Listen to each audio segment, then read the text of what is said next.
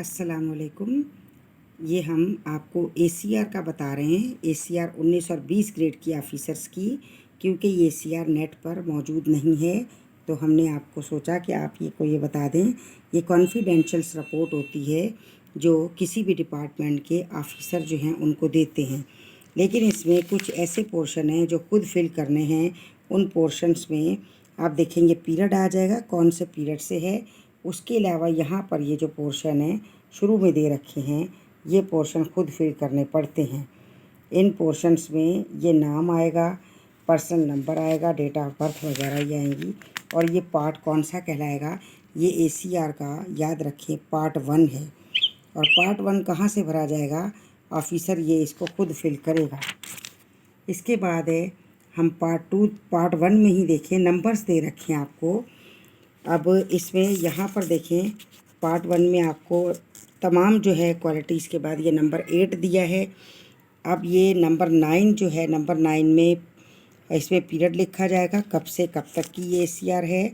इसके बाद पार्ट 2 देखें, पार्ट 2 में है मुतल्लिका अफसर खुद पुर करे। मुतल्लिका अफसर का मतलब क्या है, 17 ग्रेड से लेकर उससे अब तक जितने भी गवर्नमेंट सर्वेंट होंगे वो सारे ऑफिसर में आते हैं। तो ये क्या है, ये भी एक ऑफिसर खुद फिलअप करेगा। खुद फिलअप करने से यानी वो अपनी जॉब के डिस्क्रिप्शन लिखेगा कि उसकी क्या क्या डिस्क्रिप्शन है, क्या क्या वो जॉब में करता है, ड्यूटी क्या क्या परफॉर्म करता है। ये था पार्ट 2। अब पार्ट 3 जो है उसमें देखें क्या लिखा है, रिपोर्टिंग ऑफिसर। रिपोर्टिंग ऑफिसर उसका प्रिंसिपल है, तो उसने प्रिंसिपल ने उसका या उसकी प्रिंसिपल है, उसने उसमें ये क्वालिटीज़ और प्रॉपर्टीज़ बतानी है जो एबिलिटीज़ उनमें हैं। ऊपर जो पूछा गया है उसको देखते हुए उसके मुतालिक जवाब तहरीर करना है नीचे, तभी जो ऑफिसर है उसका प्रमोशन हो पाएगा।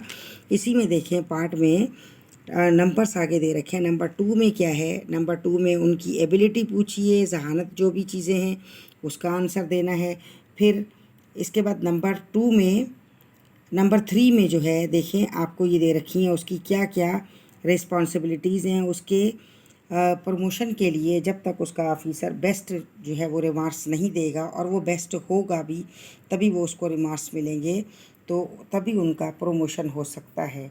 इसी तरीके से नंबर 4 में भी ये पूछा है कि किस जगह पर कहाँ पर इनका प्रमोशन किया जाए, किस में ये महारत रखते हैं।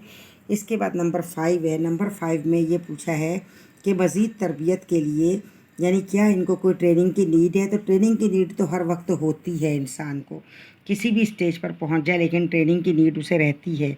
इसके बाद यहाँ पर ओवरऑल ग्रेडिंग में ये पूछा है कि कौन सी ग्रेडिंग देनी चाहिए, ओवरऑल गुड है या वेरी गुड है।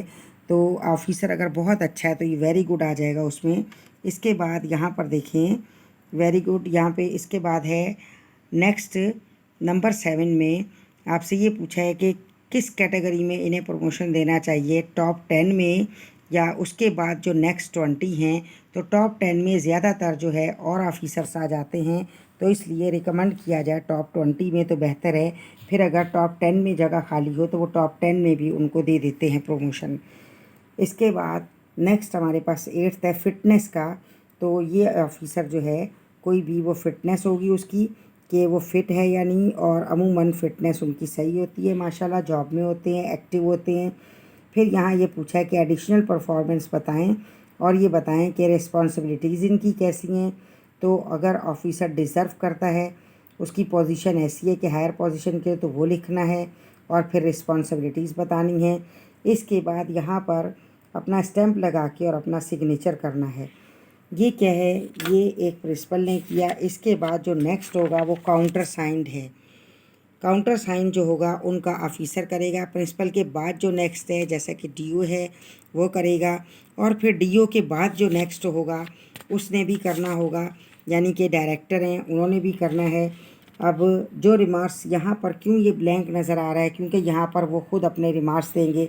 हर ऑफिसर अपना रिमार्क्स देगा और हर ऑफिसर अपना यहाँ पर स्टैंप लगाएगा और सिग्नेचर करेगा। ये प्रोसेस कंटिन्यू है और कॉन्फिडेंशियल। एसीआर का ये क्या है, लास्ट वाला पेज है जिसमें सर्टिफिकेट है।